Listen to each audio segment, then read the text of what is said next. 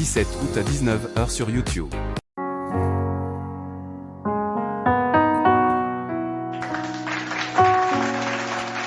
Bienvenue mes frères et sœurs à Jour de culte et la prédication d'aujourd'hui, nous allons parler que Jésus est notre Pâque. Jésus est notre Pâque. Alléluia.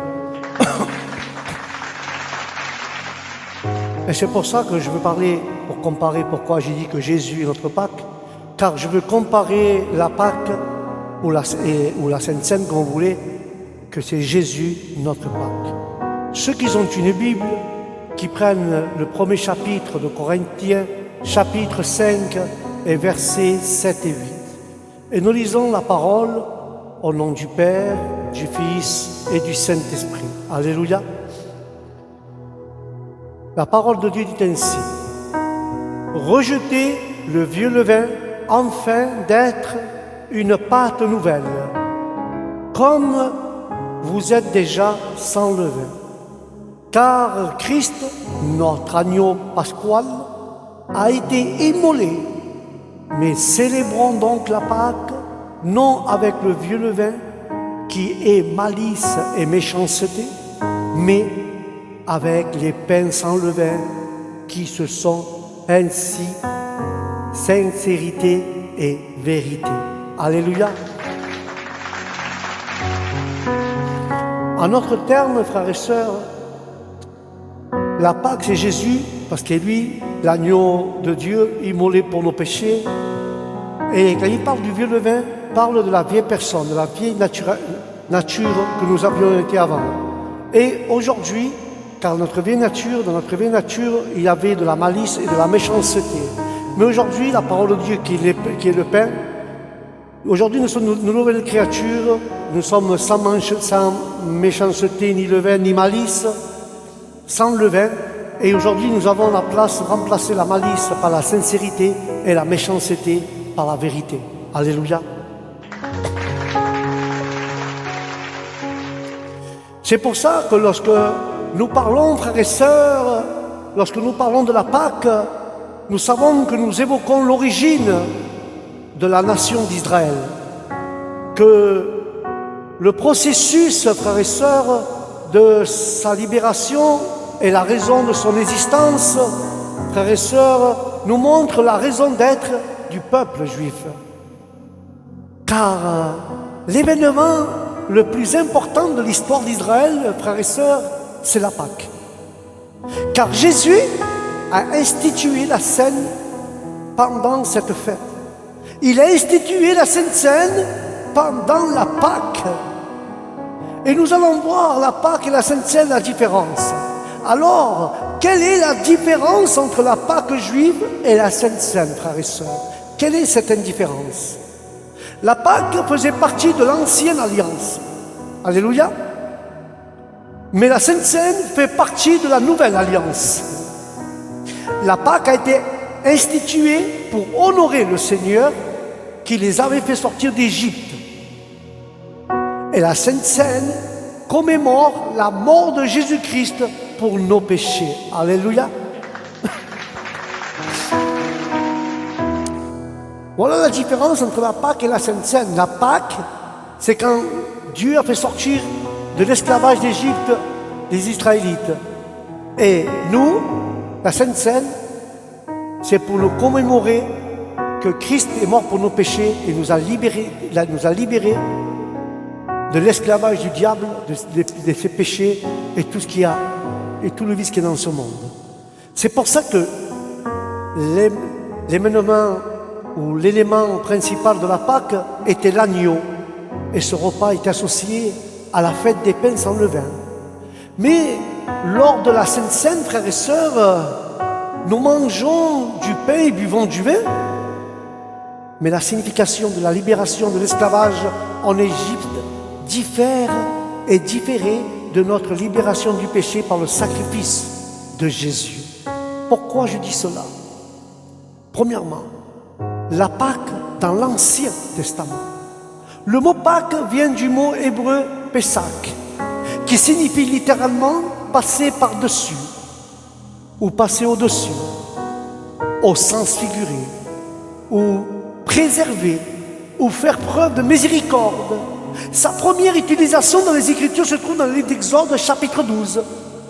Et elle nous fournit tous les éléments essentiels qui seront considérés dans le reste de la Bible.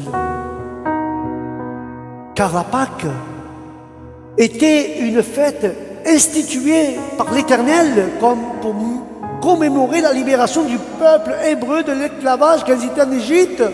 Et cela marquait le début ou la fondation de la nation d'Israël. Et c'est pour cela que la Pâque marquait le début de l'exode vers la terre promise, où Israël devait s'établir en tant que peuple élu. Mais cela, en accomplissant cela, et en accomplissant avec Dieu une alliance avec Dieu, ça c'était une alliance qui s'accomplissait avec Dieu. Car la nuit de la Pâque était la nuit de la mort, où tous les premiers-nés d'Égyptiens, et bien que chaque premier-né, depuis la mort des premiers-nés égyptiens, Dieu épargna les Hébreux. Dieu les épargna à la Pâque.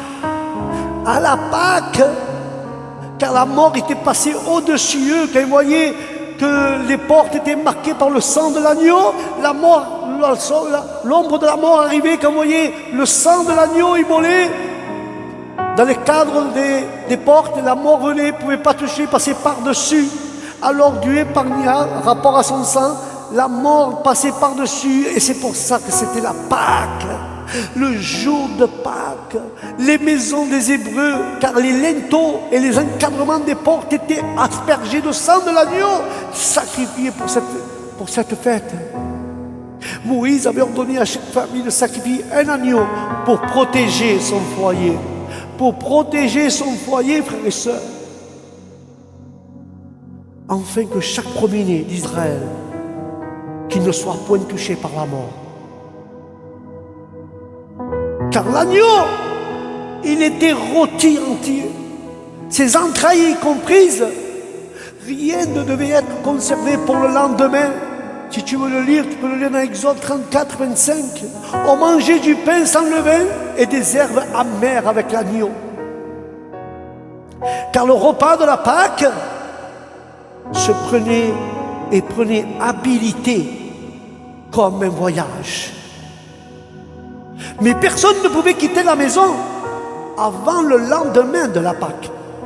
Car le chef de famille devait expliquer la signification du rituel. De quel rituel je te parle? Le rituel de la Pâque, qui là revêtait plusieurs significations. L'anneau sacrificiel symbolisait la famille qui représentait le fils du premier-né. Le pain sans levain symbolisait le départ précipité d'Égypte, faute de temps pour y ajouter de la levure comme pour le pain ordinaire. Des siècles plus tard, frères et sœurs, le rituel de la Pâque a évolué suite aux réformes du roi Joséas, en 622 avant Jésus-Christ, à peu près. Car l'animal sacrificiel, c'était un mouton ou un bœuf, n'était plus offert en sacrifice dans chaque maison ou ville. C'est pour ça que le livre de Deutéronome, chapitre 16, versets 5 et 6, dit cela. Cette viande devait être sacrifiée, rôtie et mangée dans le sanctuaire central qui était maintenant le temple de Jérusalem. Alléluia.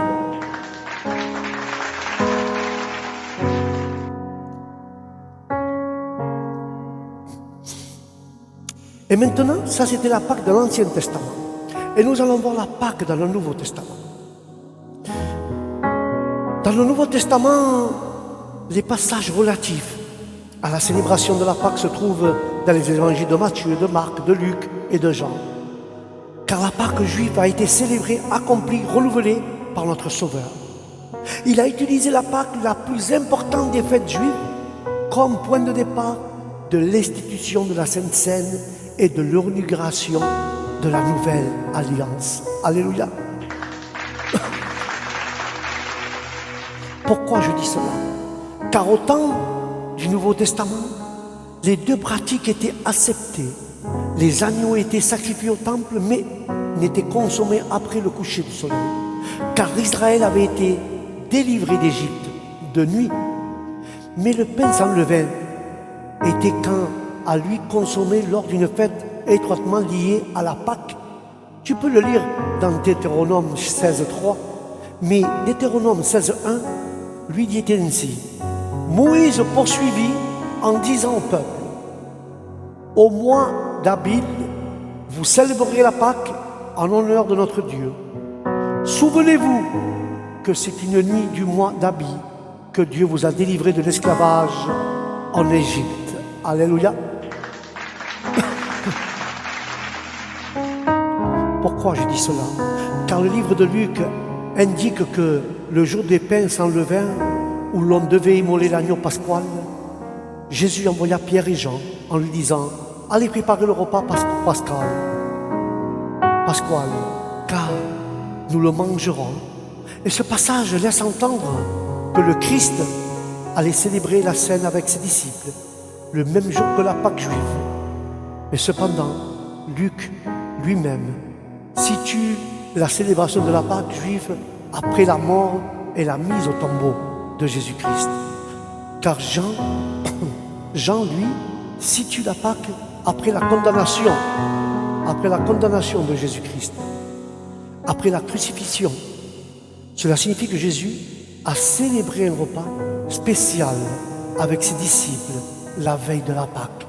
C'est pour ça que Jean, l'évangile de Jean chapitre 13, déclare « Or la Pâque allait commencer ». Cela indique, frères et sœurs, que ce repas a un lieu avant la Pâque, et cela implique que le Christ n'a pas consommé d'agneau pasqual lors de ce repas, car il serait lui-même l'agneau de Dieu qui serait sacrifié le lendemain soir. En même temps que les agneaux pasquals étaient sacrifiés au temple de Jérusalem, on peut quand même donc dire que le repas pasqual que Jésus a pris était un repas de Pâques au nom de Jésus.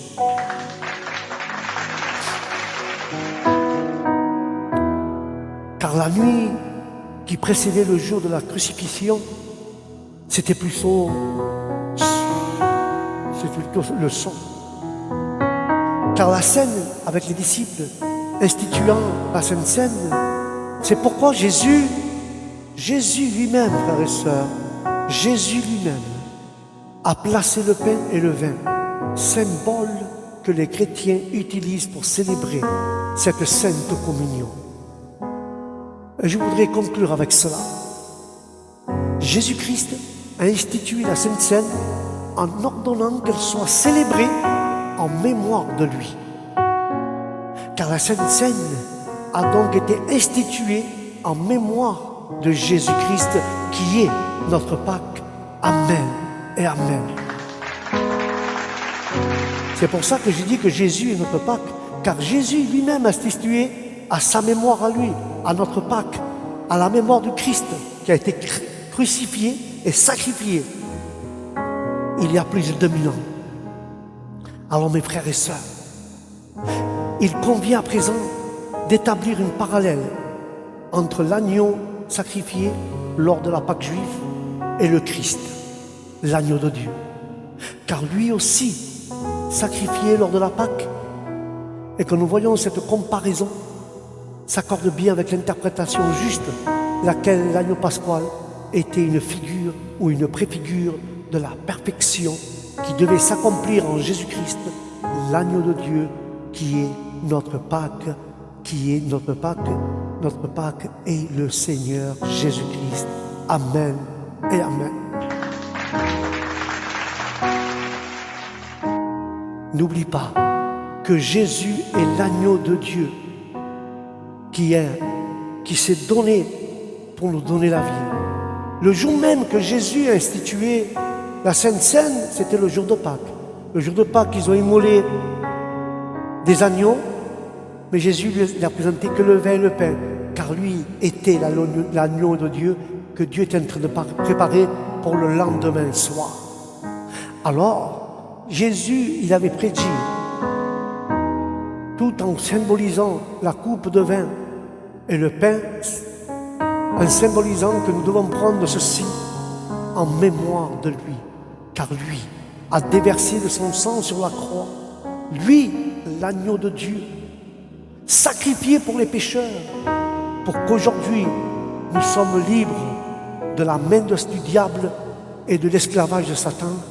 Que Dieu nous garde et nous préserve dans ce chemin, car Jésus est l'agneau de Dieu et notre Pâque. Jésus est notre Pâque à nous.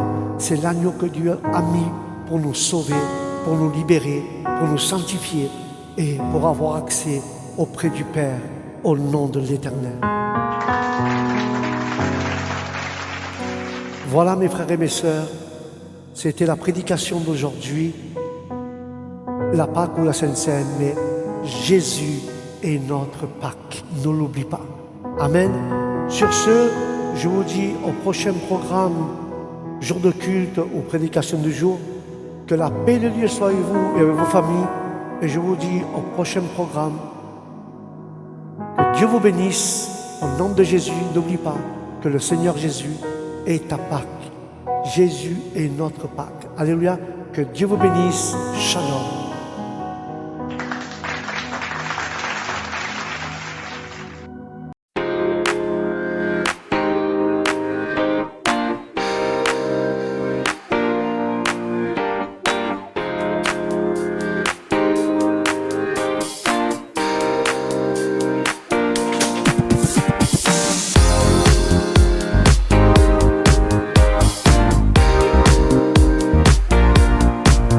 Lundi 17 août à 19h sur YouTube.